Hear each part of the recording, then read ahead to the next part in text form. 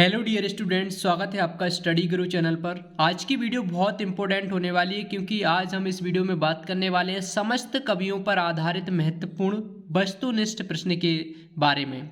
और ये जो वस्तुनिष्ठ प्रश्न आपको बता रहे हैं इनमें से पेपर में आने वाला है, इसलिए इस 20 वस्तुनिष्ठ प्रश्न को आप याद अवश्य कर लेना। सिर्फ आपको एक बार वीडियो को देखने की ज़रूरत है, याद करने की भी ज़रूरत नहीं है, आपके नंबर पक्के हो जाएंगे। तो यहाँ पर हालावाद के प्रवर्तक कवि हैं। हालावाद के प्रवर्तक कवि कौन है? यहाँ पर चार ऑप्शन आपको देखने को मिलेंगे। मैं चार ऑप्शन आपको नहीं बताऊंगा, डायरेक्ट आंसर बताऊंगा क्योंकि आपके पास अब टाइम नहीं है, इसलिए यहाँ पर इसका सवाल ऑप्शन सही है हरिवंश राय बच्चन। हालावाद के प्रवर्तक कवि हैं कौन? हरिवंश राय बच्चन। चाहे रेगिस्तान में आए, चाहे सही जोड़ी में आए, या फिर चाहे वस्तुनिष्ठ प्रश्न में पूछा जाए, आपको यहाँ पर ये प्रश्नों का आंसर रहेगा। इसके बाद में हरिवंश राय बच्चन की रचना है, तो हरिवंश राय बच्चन की रचना कौन सी है? यहाँ पर भी आपको चार ऑप्शन देखने को मिलेंगे, लेकिन इसका जो सही आंसर है वो है निशा निमंत्रण। इसके बाद में है मैं एक इत्तेफाकन कवि हूँ, ये वाक्य अपने बारे में किस कवि ने कहा है? ये वाक्य किसने कहा है? तो यहाँ पर इसका जो सही आंसर होगा वो होगा आलोक धनवा। किसने कहा है? आलोक धनवा ने कहा है। इसके बाद में है चौथा वाला, आलोक धनवा की पहली कविता थी, तो आलोक धनवा की पहली कविता कौन सी थी? जनता का आदमी उनकी पहली कविता थी। इसके बाद में हम आगे के प्रश्न भी देख लेते हैं।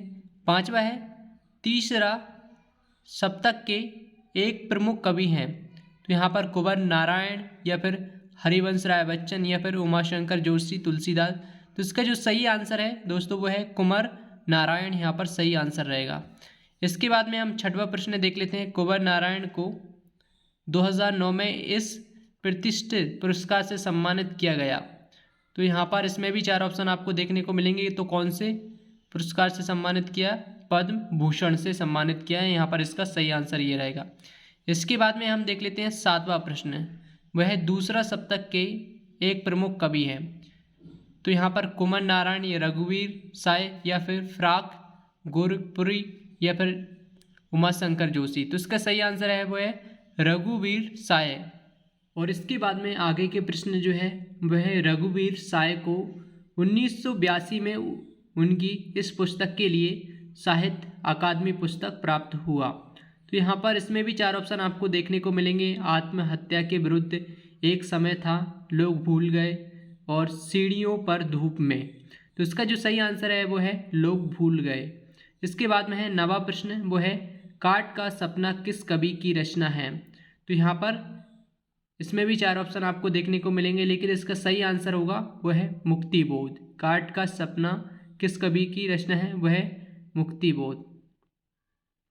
इसके बाद में है मुक्तिबोध की लोकप्रिय रचना है।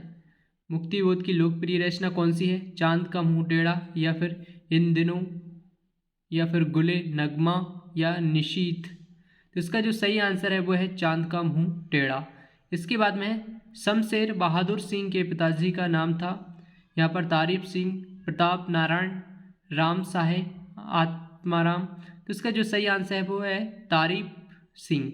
इसके बाद में देख लेते हैं हम 12वां जो प्रश्न है वो है स्वयं को उर्दू और हिंदी का दुआब मानने वाले कवि हैं, कौन है? आलोक धनवा या फिर शमशेर बहादुर सिंह या फिर हरिवंश राय बच्चन या फ्राक गोरखपुरी। तो इसका जो सही आंसर है छात्रों वो है, सही आंसर यहाँ पर है वो है शमशेर बहादुर सिंह। इसके बाद में देख लेते हैं हम आगे का प्रश्न वो है 13वां, निराला रचनावली कुल इतने खंडों में प्रकाशित हुई? तो यहाँ पर 4, 6, 8, 12। तो इसका सही आंसर क्या है? 8। यहाँ पर 8 खंडों में प्रकाशित हुई। इसके बाद में सूर्यकांत त्रिपाठी निराला इस युग के कवि हैं, तो यहाँ पर प्रगतिवाद या फिर प्रयोगवाद, नहीं कविता या छायावाद। तो ये बहुत इंपॉर्टेंट है और इसकी आने की सबसे ज़्यादा संभावना है, इसलिए आप इसको जरूर करें। तो इसका सही आंसर कौन सा है? इसका सही आंसर है छायावाद। इसके बाद में देख लेते हैं हम, इसके बाद में है 15वां वाला, भक्ति काल की सगुण काव्यधारा में राम भक्ति शाखा के सर्वोपरि कवि हैं, तो सर्वोपरि कवि कौन से? सूरदास, कबीरदास, रैदास या फिर तुलसीदास, तो दा वाला ऑप्शन इसका सही रहेगा, तुलसीदास जी हैं। इसके बाद में तुलसीदास जी द्वारा सोहर छंदों में लिखा खंड काव्य है, कौन सा है? इसका सही आंसर होगा उपरोक्त सभी, यानी कि नह छू, जानकी मंगल, पार्वती मंगल, तो ये सभी हैं। इसके बाद में है 17वां, फ्राक गोरखपुरी के पिताजी का नाम था, तो यहाँ पर प्रताप नारायण, तारीफ सिंह, या फिर राम साहेब, या फिर गोरख प्रसाद, तो इसका जो सही आंसर है वो है गोरख प्रसाद। इसके बाद में 18वां प्रश्न है, एक शायर कवि के रूप में फ्राक गोरखपुरी अपना उपनाम लिखते थे, क्या नाम लिखते थे? फ्राक, या फिर गोरखपुरी, रघुपति, या फिर सहाय, तो इसका सही आंसर है वो है फ्राक।